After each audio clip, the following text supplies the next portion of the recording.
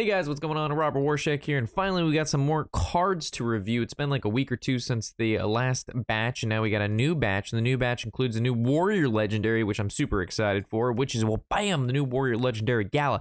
Good stuff. Battle Cry is in his final form is draw 4 minions, give them 4+4, which is pretty side. Basically, give all of the minions that you draw through this guy Blessing of Kings, and then of course equip that 5/2 claw, gain 5 armor. What is the hero power, Rob? Because your forehead is blocking it. Let's scoot that over a little bit and then re-click this. Oh my god, look at that hero power. It's a 2 mana, give your hero +3 attack this turn. So giving your hero power +3 attack is basically, in my opinion, just a bad version of the Quest Rogue, right? Because with the Quest Rogue, you're going to be able to attack a minion, but you actually don't take damage. But this, obviously, you'll be taking damage, and now that you've changed your hero power from armor into some sort of basically weapon every turn, you're going to want armor because if you're hitting minions, you're taking damage. So the hero power on this one, in my opinion, isn't that bad. It's good if it goes face, right? But if you're trading into minions or you're trying to use it for value, you'll find yourself probably dying. They couldn't make it better than the Quest Rogue, right? Because then there would be no point to the Quest Rogue. So it's not necessarily super bad, but it's not the most fantastic. And then on top of that, like, what deck does this fit into? So if you're playing, let's say, an aggressive warrior, right, you're going to be wanting to do a lot of damage quickly. You're not playing a 7 mana card that draws, I mean, maybe you play a 7 mana card that draws 4 minions, give them all stats like that, and then, like, let's say it lands on a Korkron, you have a 4 mana, you know, an 8 damage charger, or Leroy, you know, you have a 6 mana 10 damage charger. So maybe some sort of tempo warrior. Yeah, maybe some sort of like mid-range tempo warrior this fits into, where you can put in higher costing minions like this and it makes sense. But like if you're running just straight aggression, like old pirate warrior would never play a card like this, because not only do you have to play the invoke cards, you also have to play this guy and actually have the mana for him. So for example, you play all the invokes and you don't draw this guy, he's useless, or you draw this guy and you have no invokes, it's definitely not as powerful. So we'll have to see. Maybe it fits into some like Galakron dragon, like a tempo dragon warrior. The best part of this card is the fact that it draws you cards and then it buffs those cards. That's the best part. Obviously the 5/2 claw is pretty meh, and then the hero power is like meh. Moving to the priest one, we have Envoy of Lazul, 2 mana 2/2 battle cry. Look at 3 cards, guess which one is in your opponent's hand and get a copy of it. So obviously you get rewarded for knowing the meta. This is very similar to Curious Glimmerroot in the past, the 3 mana 3/3, discover a card in your opponent's deck and pick one. But this one's obviously in the hand, so it can be actually a little bit, I think this is a little bit more controlled RNG, because for example, let's say you're playing against a Malygos Druid, and it's getting towards the later stages of the game, and you want to basically maybe get a Malygos for yourself, or you're playing against a deck that could run Arcfist. You can wait until later stage of the game where you know that card's most likely in their hand, and then you could go ahead and play this, and you have a fairly high chance of being able to target a minion from your opponent's hand and snatch it, or a combo piece that you know they might have, that if you had that combo piece, you do really well with. Moving to the Paladin Legendary. So this guy is a big boy. It doesn't look like a big boy, but this guy is a big boy. He's a 3 mana 3/3 death rattle, right? Give a dragon in your hand, 3+3. And then it gives it this death rattle. So it's kind of like a sort of infinite value thing that we've seen before with the Paladin Legendary. The other one was on the Valenier, the weapon, that, you know, the weapon would attach to a creature, and then when you kill the creature, he gets back the weapon, and it keeps going back and forth. This is kind of the same thing, but with dragons. So as long as you have a dragon in your hand, your card doesn't get silenced, you get 3+3, and it gives the next dragon 3+3. So obviously the way you defeat this is if you hex it, or you polymorph it, or you silence it.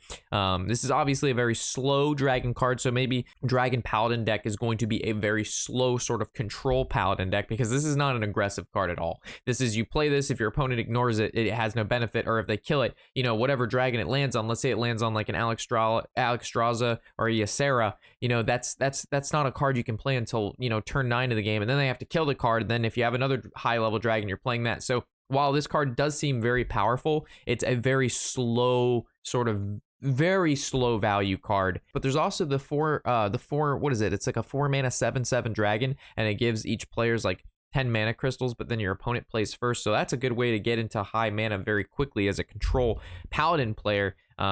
you know, so you can play the Ysera that this could possibly land on, but your opponent actually gets the mana crystals first, because when you play the 4 mana, it goes to your opponent's turn, and then they have 10 mana and you only had 4, and then for 10 mana, they could probably do more than just the 7/7 that you played. So it all depends on the deck, but overall, he's a very, very value card, and it needs to be dealt with, but it takes a while for that to ramp up. It's not just like immediate crazy value, and you can't deal with it. This is definitely very deep. Like, you can definitely deal with this, but like, if you don't, it'll definitely take its toll over the course of the game, like just add the additional 3/3. Moving to a super interesting neutral card, we have this little succubus looking thing. It's not even a succubus at all. It's just like a mouth with a bunch of, it reminds me of Yogg. Honestly, it looks like one of all those mouths in Syphilis and shit. Anyway, it's a 7 mana 1/7. At the end of your turn, fill your board with tentacles. I mean, that's a lot of tentacles. I see this fitting in, obviously, to some sort of zoo deck, any sort of token deck, any sort of deck that wants to fill up the board. So maybe even Shaman, you can play this. It puts a whole bunch of shit on your board, and then if they don't deal with it, you get the free Bloodlust. And if they do deal with the board, because this has 7 health, you know, there's not a lot of spells that are able to kill a bunch of small minions, but also a 7 health minion. So let's say they Flame Strike. They didn't actually deal with the issue of the Tentacle Monster, man. He's just going to make more Tentacle Monsters the following turn. So really strong card. Like, it's a very strong card in decks that want to go wide. This is basically an instant fill your board up, and if they don't deal with it, it just keeps filling it up. I mean, the tentacle, these are scary things. These are scary. I mean, I'm going to give it a go, and I'm going to fill up my board with tentacles, and it's going to be exciting. Moving to secure the deck, the 1 mana side quest for Druid. Attack twice with your hero, which is very easy, and it's your reward. Add 3 claw spells to your hand. The claws, we know, is the 1 mana, gain 2 armor, get +2 attack, so you basically can spend 3 mana, get 6 attack, and gain a little bit of armor as well. So I think it's pretty solid. Like, you're paying 1 mana to get 3 claws, and against an aggressive style deck, this is really good, because you're going to be hero powering to kill off their minions anyway, and twice you can do that by turn 4 or 5, and you got yourselves a combo that can deal up to 6 damage, and you're going to gain some armor while you're at it too. Plus, you can finally combo this with a card that's never seen play. What is it? It's like Savage or something. It's like the 1 mana deal damage to a minion based on your attack. So now you have a great way to get 6 attack for 3 mana, and then you have a 1 mana deal 6 damage.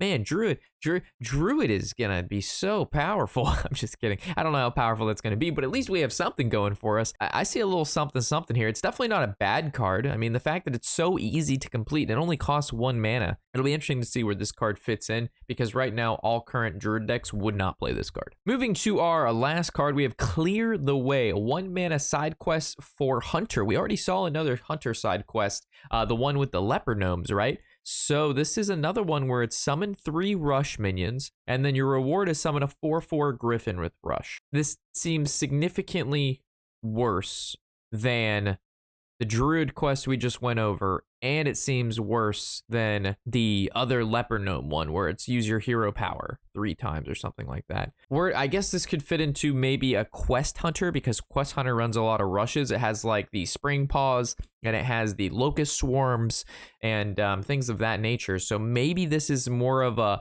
and then it summons the 4/4 griffin, so this actually also counts towards the quest. So maybe this is just a little small buff towards the quest hunter. I don't know. I just don't see how this card, I just feel like Hunter has other things that they could do that are just better. For example, if you're a hunter, hunters don't have a lot of draw, and you draw this card, it just is really bad in the late stages of the game. It's not even like the Druid one, or if you draw it later, it's no problem. You just hero power anyway. So like whenever you draw the hero, the Druid hero power, or the Druid side quest, you're going to be able to complete that within 2 turns, 3 turns max anyway, if you've got the excess mana and you're doing stuff. This Hunter quest requires you to have the minions that have rush. So it's like even harder to complete if you're like, you know, through your deck, or it's like a top deck later on in the match. So I don't know. I don't think this card is very good at all. The requirement's too hefty and not that big of a reward. So it's probably balanced in just a way that it's like slightly it's just at the crisp of not being able to see play. Like if it was a 5/5, it probably would be slightly overplayable, right? So